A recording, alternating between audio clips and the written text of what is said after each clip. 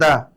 Sa iban pa nga mga balita, ginkumpirma man ni Senate President Pro Tempore kaga Acting Senate President Sherwin Gatchalian nga magabalik ang session sa Senado subong adlaw apisar sa nagapadayon nga isyu sa pamunuan sang Upper House.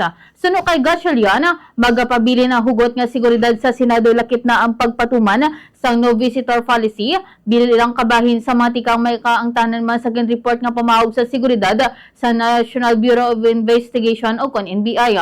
Apang hindi pa maathag kung ano nga sahi isang pagsinapol ang paggahiwaton, bangod wala pa sa detalye nga ginpagwa kung ini mangin regular session, organizational meeting, committee hearing o kon special proceeding.